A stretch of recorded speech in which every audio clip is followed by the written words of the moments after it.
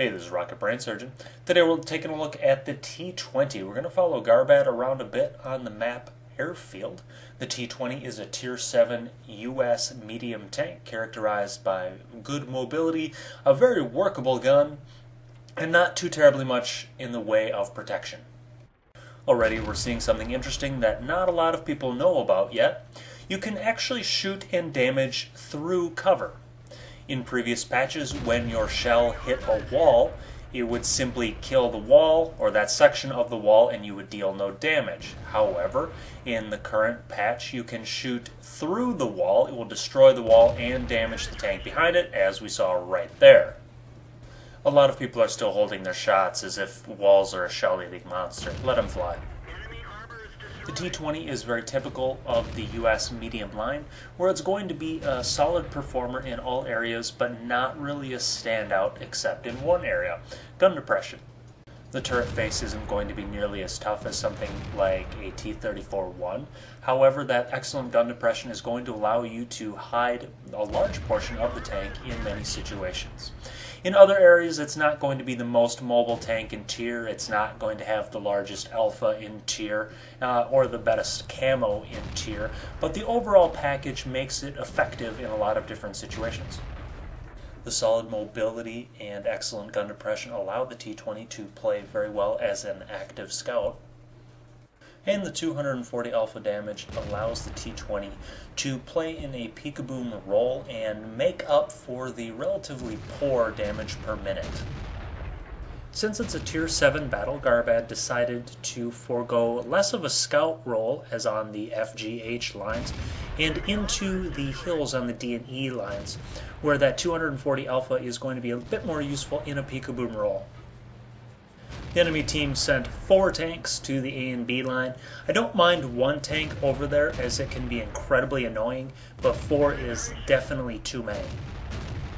You can see how they're fighting for basically the same hiding spots and getting caught up a bit. The south side of the map looks tempting to push on as it appears that they have control over it, and that is definitely one option. However, it's difficult to control it because as you see on F4 there are a couple of tanks popped up, and now that area is very dangerous as they have flank shots and the tanks that are in that G and H line. Garbat is using one of the techniques that's not commonly used. He's using the auto aim and premium ammo. So he doesn't have to concentrate on aiming, just pulling forward, pulling the trigger, and then reversing. Once he sees that the reticle is over the enemy tank rather than pointing at the hill, that's when he pulls the trigger and reverses. This is not a strategy that you can use all the time. For example, against a strong frontally armored tank such as the E75, you're just going to bounce harmlessly off the upper front plate. That's where the auto aim is going to aim for, or generally something like the mantlet, so you'll be facing a T30 and auto aim into the mantlet.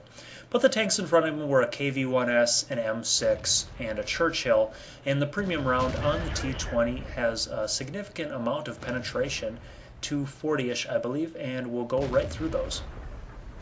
The reason why this strategy works so well is because he can limit his exposure. The T20 does not have very usable armor, even against lower tier tanks, and so he wants to pop out and then get back into cover as quickly as possible.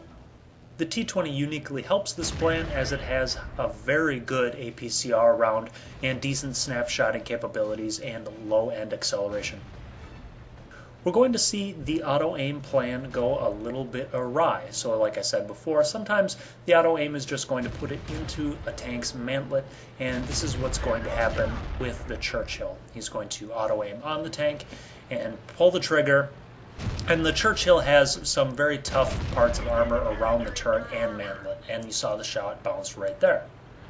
So while the premium ammo auto-aim peekaboom strategy is very good for the T20 because of the high penetration on the APCR round of the T20, it's not something you can use all the time. Again, he bounced a shot off the mantlet of the Churchill, and he's going to bounce a shot off of the 3001P on the mantlet in a brawl situation. The T20 is a very competent medium tank, able to fulfill a variety of roles, and with just enough personality to make it memorable. Hope you enjoyed. Happy hunting.